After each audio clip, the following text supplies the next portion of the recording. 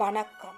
இன்றைய காணொளியில் திருக்குறளும் அதன் பொருளும் இக்குறள் தொடர்பான சிறிய நீதி கதையினையும் கேட்போம். அதிகாரம் கடவுள் வாழ்த்து. திருக்குறள் 1. அகர முதல எழுத்தெல்லாம் ஆதி பகவன் முதற்றே உலகு. அகர முதல எழுத்தெல்லாம் ஆதி பகவன் முதற்றே உலகு. இக்குறளுக்குரிய பொருள்: எழுத்துக்கள் எல்லாம் ஆ என்ற எழுத்தை தங்களுக்கு முதன்மையாக கொண்டுள்ளன. அதுபோல இந்த உலகம் ஆதி பகவானாகிய இறைவனை முதன்மையாக கொண்டுள்ளது. அதாவது எல்லாவற்றுக்கும் ஒரு தொடக்கமும் அடித்தளமும் உண்டு. அடுத்து இக்குறள் தொடர்பான ஒரு சிறிய நீதி கதையினை கேட்போம். நீதிக்கதை. அடித்தளம். ஒரு ஊரில் சோமநாதன் என்ற மிகப்பெரிய செல்வந்தர் இருந்தார். அவர் தனக்கென ஒரு பிரம்மாண்டமான பல அடுக்கு மாளிகையை கட்ட விரும்பினார். நாட்டின் மிகச்சிறந்த தச்சர்களையும் சிற்பிகளையும் வரவழைத்தார். ஆனால் சிறந்த கட்டட நிபுணர்களை வரவழைக்க தவறிவிட்டார். மாளிகையின் வேலைகள் தொடங்கின. சோமநாதனுக்கு கலைநயத்தில் அதிக ஆர்வம் இருந்தது. அவர் சிற்பிகளிடம், எனக்கு தரையில் வடிக்கப்படும் தூண்களும், சுவர்களில் செதுக்கப்படும் அழகிய சிற்பங்களும், கூரையில் தீட்டப்படும் ஓவியங்களும் தான் மிக முக்கியம்.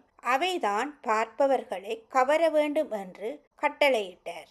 அதன்படியே மாளிகை மிக பிரம்மாண்டமாக கண்ணை கவரும் வகையில் கட்டி முடிக்கப்பட்டது. மாளிகையின் அழகை பாராட்டாதவர்களே இல்லை. சோமநாதனும் பெருமிதத்தோடு அதில் குடியேறினார். சில மாதங்கள் கழித்து அந்த பகுதியில் ஒரு லேசான நிலநடுக்கம் ஏற்பட்டது. சுற்றியிருந்த சாதாரண வீடுகள் கூட எந்த பாதிப்பும் இல்லாமல் அப்படியே இருந்தன. ஆனால் சோமநாதனின் பிரம்மாண்ட மாளிகையின் சுவர்களில் பெரிய விரிசல் விழுந்தன. மாளிகை எப்போது வேண்டுமானாலும் இடிந்து விழும் நிலைக்கு சென்றது.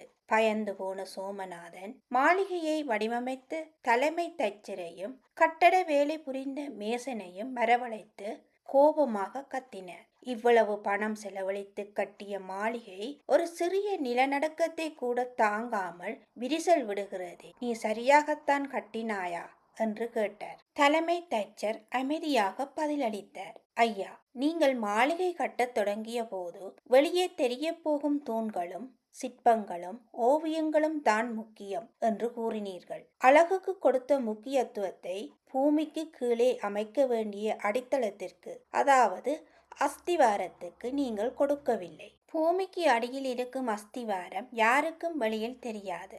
ஆனால் அதுதான் முழு மாளிகையையும் தாங்கி நிற்கும் முதன்மையான சக்தி. அடித்தளம் பலமில்லாமல் போனதால் மேலே இருக்கும் அழகு வீணாகி விட்டது என்றார். அப்போதுதான் சோமநாதனுக்கு தன் தவறு புரிந்தது.